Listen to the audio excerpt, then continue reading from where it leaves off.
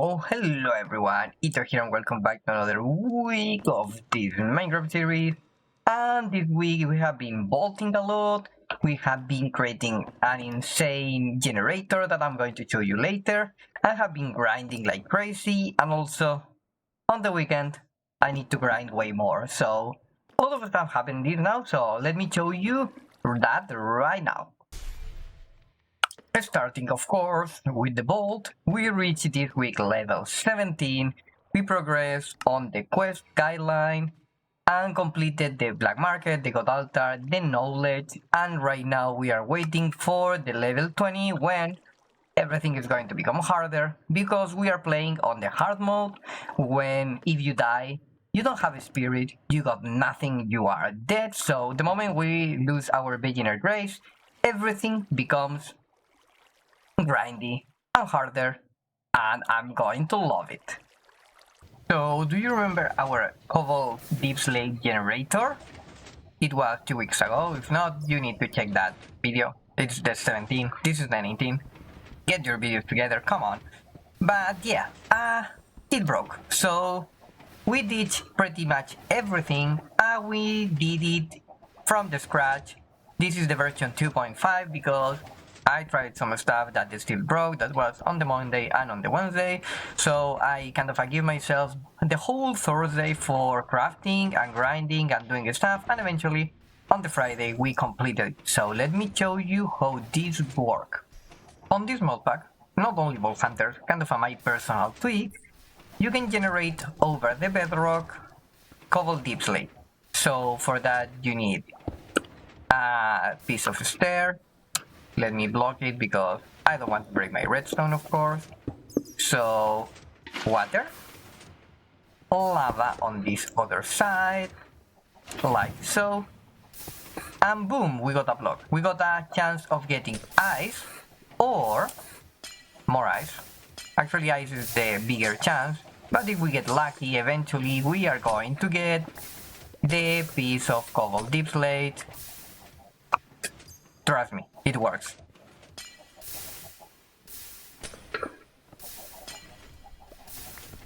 Yes! Told you, it works. So yeah, eventually we can generate this guy.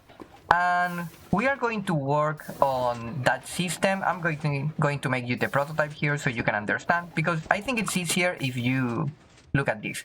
So we are going to generate a system that can observe the block getting generated. We are going to send a signal with redstone, and eventually it's going to push the block. So it generates a new one, it's going to send the signal and it's going to send it down, but as you can see, it didn't detect it. So we need to find a way to move the signal. I don't want to look at lava.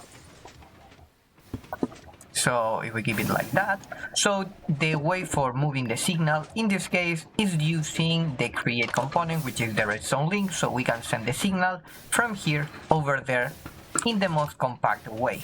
So we did that. You can believe now that the signal is getting moved like so, and we are going to simulate that maybe with a button. Actually, let's place the button. Sure, why not there? So when this happens, what is going to occur is we press the block and a new one is going to be generated, and we keep generating that, and eventually we can keep going and going and going. And on this other side we're going to have a drill that is going to mine. And if it's water, what is going to happen is the water is going to be contained on this stream here. And if it's a block, eventually it's going to be generated a Cobbled Deepslate like that. So still water, and eventually block, and the block goes away. So this is the whole kind of a core of the system, and the reason why it looks so busy there is because we created 3 modules of there in kind of a tileable design, which is too wide, almost 3, but it works. And eventually the other thing that we added are safety mechanisms, because this design could break. There is a chance that this block, actually I'm going to cover it, I am going to block it just in case. There is a chance that this block of ice, like every piece of ice, it becomes water. It occurs on that block, the water is going to touch the lava is going to turn into obsidian, and that's kind of going to break pretty much everything. So in order to solve that, we got an array here, which I believe is pretty smart. We got a redstone system, which is going to detect when that lava via the observer is going to change into obsidian. It's going to send this signal, so it's going to deactivate the clutch. That means we are going to release... Oh, camera, help me here. It's going to release the drill, and the drill is going to destroy the lava. And after 10 seconds of delay, that is going to be a stop. It's going to be on this situation again, and because we don't need to drill actually lava, and that way we can keep tracking if we are having obsidian or lava into the system, if we need to break it or not. So we are going to break the obsidian, and eventually we need to have a new deployer, which is going to dispense a new bucket of lava into position. And that is kind of when this other part of the system came in place, where we get extracting the bucket from the deployer, spouting the lava into the bucket. With the mechanical arms that I have here and there, and another one in the back, we are going to move from the depot the lava bucket into this funnel, as you can see here, lava bucket, and we can keep rolling and rolling and rolling, or so I thought. Because in reality there was another issue that I needed to tackle, and for this I need to go back here in this whole array of a monster of a construction. There is a chance that also the water blockade that is flowing here, I mean the piece of ice, can go backwards, and we need to prevent that. So if we look at my example here, there is a chance that that piece of ice over here turns into water, and before the generation of the block there, the water flows down and converts the block into lava again. So if we want to prevent that, and also for example preventing that is the lava source, but over here you can see the lava source is on this other side, so it's actually kind of passing by through the side lane, because that generator is going to actually be on the other side there. We need to protect it, and as you can see, these deployers are going crazy, trying to just like that, you know, that turned into water. That means we need to open this. The safety system worked, it broke the obsidian, it replaced the obsidian with lava, so now it's working again. But then we need to keep preventing this, otherwise this is going to still be water, that is still going to be lava, and it's going to be new obsidian, and then we got in a loop.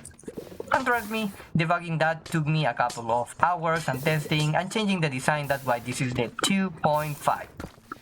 But eventually that fixed. We added an array of deployers. They are getting fed by the conveyor belt on the top. Pretty much all of them are super backlogged with Cobbled Deepslate, and now the system works flawlessly. And if for some reason that happens, and that chance occurred in the 10 seconds that we got the drill working here, because there is a chance that this could still happen. I mean, it's really low, but trust me, I spent hours working here, plus the hours on the stream, and it broke a couple of times. So we got the override system, which is just reading all the time if we get blocks at the end of the line. So for example, here I can show you. This is sending the signal every single time it gets a block getting placed and also destroyed. So every 16 seconds, which is again 10 seconds for this, plus an extra 16 seconds for generating and the block getting pushed at the end of the line, we are going to reading like, this is kind of a train conductor system, you know, because trains got these really long winding voyages, so they got this kind of a dead man switch. So if you are alive, you are sending a signal, but if the system is dead and it's not generating blocks, this is going to eventually release the repeater, which is going to send a signal, and we are going to force kind of the drill to be active. And then, since this is going to generate a block update, everything is going to be working again. So with that, we got a system that is running flawlessly, 100% reliable, and I would call this project a huge pain and success. And with that, we went also a little bit ahead, because on the Friday we got more time, and we made the next stage on the whole system, which is from here. The generation part, let me show you. So we grab all the Cobbled Deepslate, we store them in Cobbled Deepslate and Haunted Infested Deepslate there. So this is the Cobbled Deepslate, this is the Deepslate because it's getting cooked, and also it's getting haunted with the Infested Deepslate.